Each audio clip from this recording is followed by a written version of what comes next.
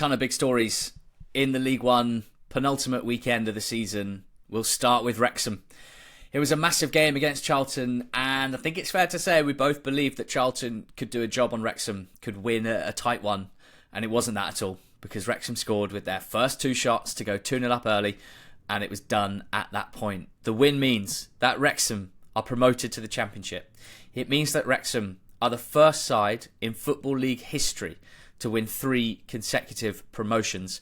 They're bettering Swansea, who did it 3 and 4, 77 to 81, and Wimbledon, who did it 3 and 4, 82 to 86. They all rose from the 4th division to the top flight in 4 seasons. Wrexham, the first ever to win triple promotion. It's an astounding achievement, George. Frankly, it's history in front of our eyes. History in the making. It really is. And, you know, I've at times doubted their staying power or doubted their quality.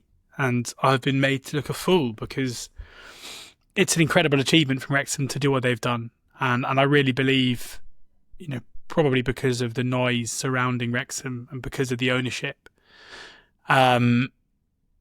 maybe, you know, amongst audiences who don't necessarily know much about EFL football, their ascent through the leagues has been expected. Whereas I'm staggered that they've been able to pull this off as quickly as they have. To get promoted in 3 consecutive seasons is almost unheard of. Like it's incredible the job that Phil Parkinson has done.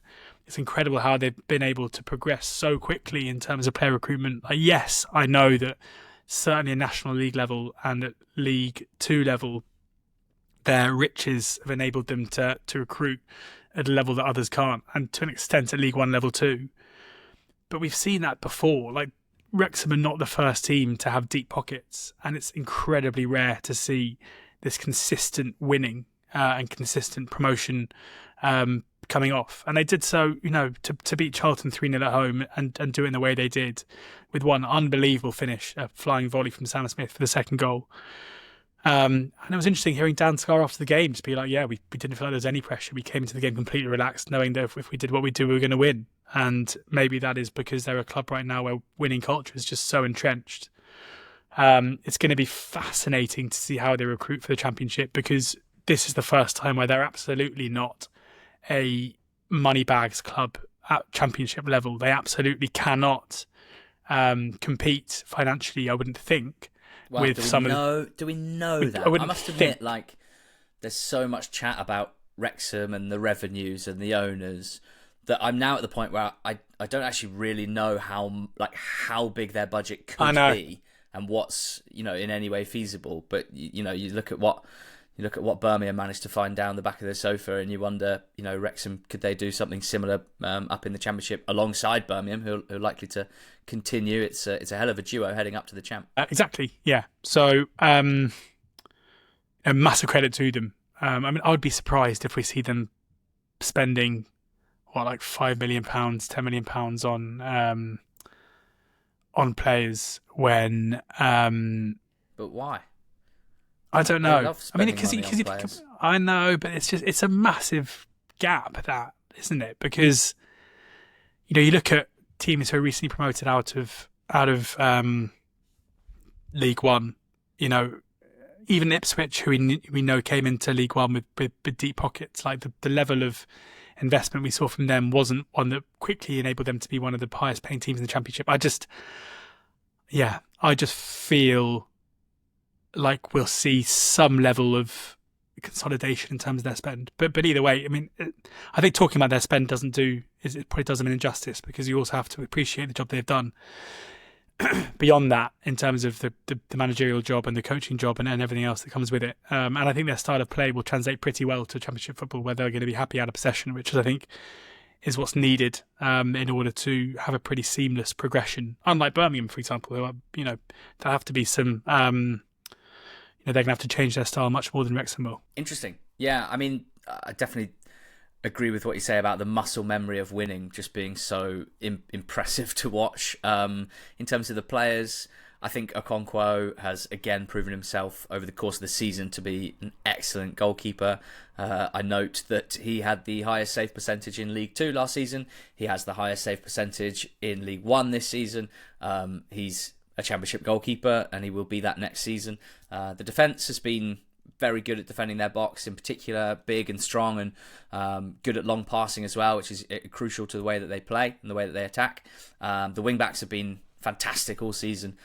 James McLean down the left side, relentless, gives them just so much. And Barnett, who we've loved on the pod, Longman's come in and has done a decent job on the right wing back as well when he's played, but Barnett's been a brilliant creator for them, brilliant delivery from the right hand side as well. The midfield is just excellent. Dobson and James with Rathbone. Rathbone's been sensational, quite frankly, and his durability is the fact that he's playing his best football of the season now when he puts in so much work is incredible. It's always been a huge strength of his, but the goals that he scored have been brilliant as well. And Smith, obviously, having signed in January and really taken on the goal-scoring mantle. Mullin hasn't had an impact this season on that front, nor has Jack Marriott. Fletcher is only really fit for bursts off the bench, and so Jay Rodriguez came on to play the role of target man. Hasn't scored many goals, but I think Parkinson very pleased with what he brings out of possession compared to Fletcher. And Smith's stepped up. He's clearly got the character for it. A bit like Mullin, he's kind of perfect for a TV show, for one of the main characters of a TV show, and that's what Wrexham is for some. Not necessarily for us. They're a football team, and he's a bloody good striker as well. I don't think this team was preordained to win promotion, and I didn't expect them to. So I think, therefore, I have to consider that Phil Parkinson has done an absolutely incredible job. And I do spend time considering whether his style of play will translate up the divisions. And sometimes I realise that's not the most important question. Winning and winning promotion is what it's about, ultimately.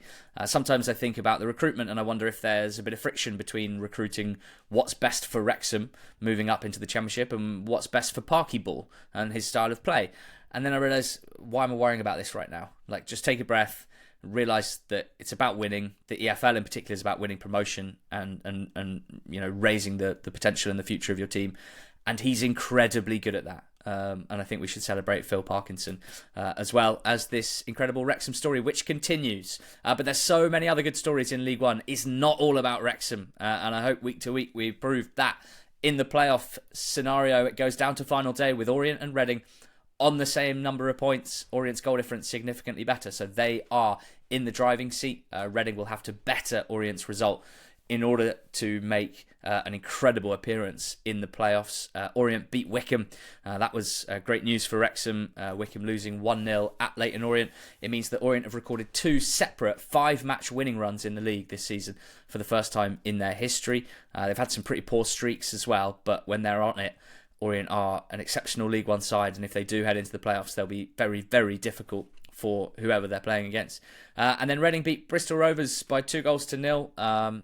Their opening goal and Orient's open goal came within like a minute or two of each other. So perfect way that this has been set up heading into final day. I caught a Reading fan tweeting, basically saying that celebrating their opening goal away at Bristol Rovers in incredible and away end was one of the most euphoric moments of his football sporting career. And 2 minutes later, his mate next to him just went, 1-0 Orient. Just like full deflation in that moment, which you can understand. They won back-to-back away games in the league for the first time in about 3.5 years. So, George, quite an interesting one to decide who will join Wycombe, Charlton and Stockport in the League One playoffs. Yeah, really interesting because their opponents on final day are 2 teams in Huddersfield and Barnsley who, at times this season, both have been one of the best teams in the league, but are currently not performing well at all. In Barnsley have just appointed their caretaker manager, Conor Harrohan, and I think we'll reserve judgment on how Conor is as a manager until next season, but it hasn't started particularly well. Worthington at Huddersfield has not overseen any kind of improvement since Mike Duff left the club. So in some ways, you've got the perfect opponents. Their playoff hopes extinguished, and they are basically desperate for the season to end.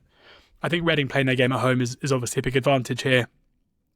It wouldn't surprise me though if both teams are able to win their games as they did on Saturday. But it's fascinating, and I'm sure this is one of those on Saturday where there'll be probably times where Reading are in the box seat, and there'll probably be times where Leyton Orient are in the box seat, and it's just going to be where they both are when the music stops. Yeah, brilliant. We're going to talk about Bristol Rovers in just a second, but it's also worth flagging that Orient also announced their new majority owner, David Gandler. He is the founder of something called Fubo TV, which is a What Reading would do for one of those. Yes, indeed. Absolutely. Or I think Orient feeling like a club on the up at the moment, and that news only feeding into that. Birmingham beat Mansfield 4-0 on Sunday. They're on 105 points, which means they have smashed Wolves' 2013-14 League One points record of 103 with 2 games to spare. They've got Reading's Football League record of 106 in their sights. They just need 1 point to equal it and 2 to beat it. You'd think that they will. They keep on winning. Chris Davis was League One Manager of the Season at the EFL Awards. Personally, I think it should have been Parky, but there's quite a lot of decent contenders for the award, and I don't think you can really, in good faith, argue that a man who's overseen a team getting 105 points from 44 games doesn't deserve to have that recognised. But that's the beauty of these awards. Stockport won from behind again. 4 games in a row where they've conceded first. 3 wins in that time and 1 defeat. This one was powered by Jadon Fevrier. Fevrier in April, as they say in Paris. He was brilliant. And just they've come roaring back. I never really know whether to be concerned about a team not starting well and conceding the first goal, or excited about their ability to come back and what it says about their character. I think I'd probably go pessimistic on this one, which is unlike me. I think it's not the greatest way to head into the playoffs, but there you go. And then, George, Burton Albion 2, Cambridge 1. I'm not the best EFL historian, so I don't know off the top of my head if one goal has ever effectively relegated 3 teams by being scored, but I'd be surprised if it's happened before. That was the case when Dylan Williams slid the ball under the Cambridge keeper for a 2-1 win to Burton in a game where both teams were down to 10 men. And it effectively relegated Cambridge. Well, it definitively relegated Cambridge. And it effectively relegated Crawley because the goal difference swing with the 3-point gap with Burton with 2 games left and then with 1 is too big. Here's the scenario. If Crawley won 5-0 on final day, Burton would have to lose both of their games by a total of 8 goals across the 2. And Bristol Rovers effectively relegated. Same scenario for them, except even worse, 2 goals worse off than Crawley. I mean, let's just start with how mental that is that 1 goal can do that. George, what an incredible moment over the weekend for Burton Albion. Yeah, it was a weekend full of these late goals that had huge swings for everyone else not involved. Funny game this, where like the red cards were just, both of them are pretty bizarre, I thought. Like, again, Loft, almost similar to Walsh, he kind of reacts quite aggressively, but I didn't see anything in it to suggest it was like a headbutt or a slap or anything like that, and he gets sent off for fine conduct. And then a minute later, McElhenney jumps, from what I can see, with his eyes on the ball against Jack Stevens and fouls him. He's second to get there, but you don't often see yellow cards given for that. But a second yellow shown to him. It seemed kind of bizarre officiating, where maybe he kind of straight away felt like he might have made a mistake with Loft and thought, you know what, here's an opportunity to level it up, as they say. Jack Stevens did come off just after half time, so I don't know if he was injured. And then, yeah, I mean, Bodvarsson with a decent finish on that left-hand side before Kashunga scored what looked like it was going to be an incredibly important goal to keep this relegation scrap open before the Chelsea loanee Williams scored with one of the last actions of the game. This crowns and tops off just a phenomenal effort from Gary Bowyer to keep Burton up. It felt for such a long time like we knew he was going to get relegated out of League One, and Burton were one of those sides because of their poor start to the season. Remember, they didn't win a game for about 5 years to start the season. The last team in the EFL this season to win a football match in the league. Incredible. And yet here they are winning survival. And, you know, the Nordic Football Group came in to quite a lot of excitement. Naturally, when things weren't going well early in the season, it turned sour quite quickly. I think, as with everything and everyone in all walks of life, you're entitled to learn. I think they've had to learn very quickly. I think some of the ideology around the way they wanted to operate probably had to go out the window, and they had to look for experience, and in the form of Gary Bowyer, someone who'd been there and done it. And, you know, if the good intentions remain there alongside a bit of streetwise savvy, then there's every reason why, you know, we can now be pretty positive about Burton Albion going forward. Similarly for Cambridge, you know, they get relegated out of League One. Normally, When a team gets relegated out of League One, you're pretty concerned about them because there is this precedent for teams going straight back down again to the National League. But with Harris and Bonner at the helm, I think there's plenty of cause for hope, especially because the results and performances have clearly been better since they came back to the club.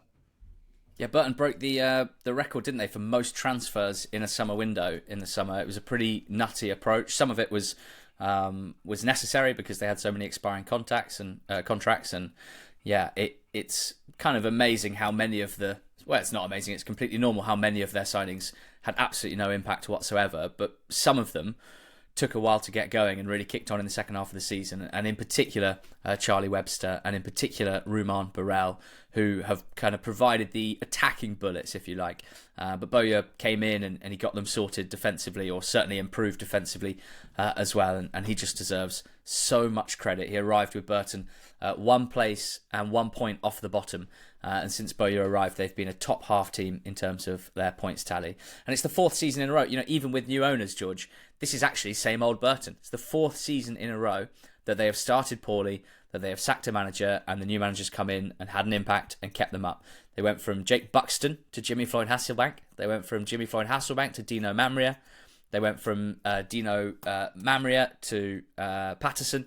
And then this season from Robinson to Gary Bowyer. Quite amazing, really. Cambridge relegated, as you say. It feels like a very clinical word to use, and I don't love myself for doing it, but I always think of it in League One in particular. This for me was a gravitational relegation that I saw coming. I don't think that Cambridge have ever had a very good squad for this level, and I think it's very difficult for them to put together a very strong squad for this level. They had a process that I think has happened quite a lot to teams of their size before, which is really impressive League Two promotion. Keep those players together and go again. Top half finish recorded, mid-table finish, and beat Newcastle that first season up. Brilliant. And then you lose your best players because they're generally not on longer than 2-year contracts. Quite often they don't sign longer contracts because they want to test the waters once they've had success. They move on. And guess what? It's really hard to replace your best players in League One because it's actually harder to recruit well after promotion.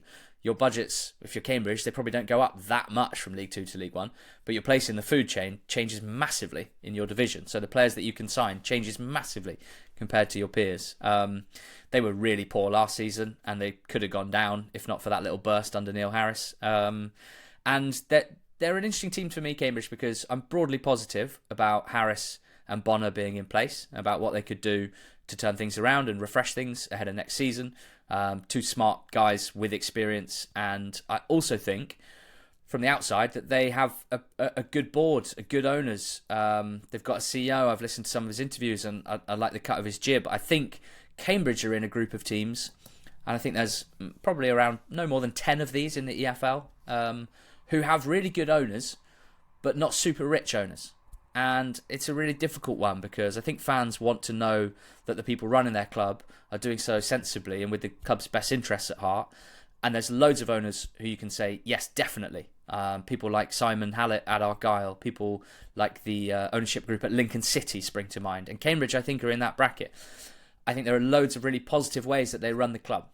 But unfortunately, we're in a position with club ownership in the EFL where it often comes down to, can you pay 250 grand a month to cover our losses in order to put together a squad that might finish mid-table in League One if we're lucky? It's really, really difficult. But I do feel, of the group going down, relatively positive about Cambridge compared to most teams that go down from League One to League Two. How about Bristol Rovers, George? They'll be going back down to League Two. Seems kind of bizarre that this has happened. Felt like a team on the up when they came up from League Two. Felt like a team that's been carrying itself like a team that expects not just to tread water in League One, but potentially kick on. Finding it really interesting to look back at my pre-season notes here, which I do ahead of the 1-24s, where I said, I think this is a really fun squad. Hutchinson I'm really excited about. Instinctively I like it. It looks fun to me. But is it definitely going to be good as well as fun? I really have no idea. And then in the concerns column of my spreadsheet, I wrote, I'm a bit freaked out about how horrendous they were in the last 2 months of last season. Maybe the refresh means it's a clean slate for Taylor. Maybe they're a bit weak in defence on paper. Time will tell. And then in my conclusion said, I think very high variability. Could be high, could be low. And it turns out it was the worst case scenario on all fronts. last season's performance data under Taylor was terrible, and he never got a grip on things. Yes, it was a big rebuild last summer, and it's kind of crazy that people liked it at the time. I thought it looked fun, right? Players on the up that could perform for them and improve and have sell-on value, like Hutchinson, like Omakere, like Satiriou, like Shaq Ford. But they tried to run maybe before they could walk, before they actually had a platform and a high floor. They've not had that at all this season, George. And when Josh Griffiths left, recalled by West Brom, based on his stats this season and the amount of goals he was preventing, given the chances they were giving up, I was always pretty worried for them. 1 point from their last 9 games. The sacking of Taylor and the appointment of Inigo Calderon, risky hire. It hasn't worked out at all, just like pretty much everything else at Gas over the last, 18 months? Yeah, look, this was a managerial change that took place on Boxing Day. I think was Calderon's first game in charge, or at least that was kind of the time in which the change was made. And there are other teams who made managerial changes in similar positions to Bristol Rovers, Burton being one, who sacked a manager, Mark Robinson, who's got decent amount of experience at AFC Wimbledon, and they went and hired Gary Bowyer, someone with a wealth of experience. Oxford in the Championship sacked Des Buckingham, someone with some managerial experience who performed last season, replaced him with Gary Rowett, someone with a wealth of experience who took them out of danger. For Bristol Rovers to part company with Matt Taylor, someone with a decent book of form as a manager, who'd won a promotion in the past, but clearly wasn't performing very well as Bristol Rovers manager. Like, I'm in no way disagreeing with their decision to sack him, and to replace him with someone who'd never managed a senior football team before. It's just such a risk. And of course it might pay off, like it paid off with Danny Rowe and Sheffield Wednesday last season. I'm not saying there is a kind of clean cut rule as to what you should and shouldn't do, but it just seems incredibly naive to make this kind of change at that point in the season. Like, if this is the kind of profile of manager you want to go after, then do so in the summer and give them an opportunity to get their feet under the table, rather than it being such a baptism of fire. Their home form for a long time sustained them, but the underlying numbers were never very good. And as soon as the results turned, they were unable to pick up the points that they needed. Their XG ratio since the day that Calderon walked into the club is the worst in League One. There's nothing unlucky about this. There's nothing, where you can look at it and say they've been better than their performances. So they've been better than their results. Just one of the worst 4 teams in the league who made a mid-season change to try and improve things. But if anything, it probably made things worse. Mm. Well, yeah, and George Friend, who was the director of football, he's leaving at the end of the season. Pretty tough first full season as director of football from his point of view in terms of player and manager recruitment and the team being relegated. And Crawley are down as well, George. And another team where you think, if the season was 3-4 games longer, given how they've looked under Scott Lindsay after his triumphant return, maybe, just maybe. This was a team that should never have won League Two promotion, did so against all odds in the most incredible manner, who then lost their whole team, pretty much. Most of their players over the summer sold off, replaced, cobbled together in quite a nutty way. The manager then left as well. The team didn't start well. He was gone. There's a part of me that thinks 43 points is actually quite impressive given some of the circumstances, George. Crawley will be back in League Two next season, at least with the good vibes of Scott Lindsay. And something about Scott Lindsay and Crawley Town seems to work. Yeah, I kind of don't really know what to think of them now, because Lindsay's come back in and done such a good job. They've looked really good in their last couple of games. Against Exeter and Northampton in Rush and Hepburn Murphy, they brought in a player who is thriving under Scott Lindsay. Clearly, he built a very good side last season. You would think the squad he'll have at his disposal this upcoming season will probably be better. They shouldn't be picked off. They should be able to retain the key players that they want to keep. And it's just, I guess, frustrating for their fans that they lost Lindsay for a period of the season where it was no good for Lindsay's career, and it was detrimental to their season, because when you consider how close they are to safety, you'd think that had Lindsay stayed there for the whole campaign, they may have been all right. Made an unbelievable fist of it. Like, they were by miles the favourites to be relegated out of the league and perceived to be the whipping boys of it, but they absolutely haven't been that. And in my mind now, this is 2 consecutive seasons of an ownership group who rightly were massively criticised when they first came into the club, who I think have started to show now that beneath the noise they've kind of stopped making, they kind of know what they're doing. And I'd be relatively confident next season that if Crawley can can retain Lindsay, we'll see some more smart recruitment, and we'll see them being a side again who'll entertain but also pick up points at that level. I take what you mean about knowing what they're doing. I think that the way that they've approached squad building is so unusual, and I do think there's been some quite interesting and impressive aspects of it. I still think that they have to try to stop tripping themselves up with how they're running things off the field, and particularly with their relationship with the fans, because that is the sort of thing that can undermine a lot of the good work, if indeed it is, that gets done in player recruitment. So I think they've just been very volatile overall, haven't they, in 3 years, and that always worries me a little bit with a club of this size. I'm not sure you can just kind of vibes your way to stuff, and I know that they've got a way of doing things, a process of doing things, but it just seems quite volatile to me. And they've been volatile on the pitch, lots of goals conceded. They've played some nice football. They've got some nice players, but as I keep saying, they've been a very unserious team this season. And I guess my challenge to the team and to the ownership is, could you be a less unserious team next season? I mean, I enjoy it from a neutral's point of view, but I think the fans wouldn't mind just feeling like you've got a bit of a steadier hand on the tiller, shall we say. Other results: Exeter 3, Huddersfield 1. Barnsley lost at home to Shrewsbury. Their lowest ever home points tally in a third tier season. Just 26 points from 23 games at home this season for Barnsley. 71 goals conceded overall this season. It's been a really, really poor season, and funny one for Conor Harahan. I think it's a good job for a rookie manager to get in loads of ways. Not that many get opportunities mid-table League One level for their first job. I also think it's a really tough job in terms of what he has to turn around, maybe in terms of expectation against reality and things of that nature. 3-1 draws. Posh and Bolton drew 1-1. Peterborough missing a penalty there. Stevenage 1-1 against Rotherham. Stevenage with an injury time equaliser. And Wigan 1, Blackpool 1. Finished off the League One recap.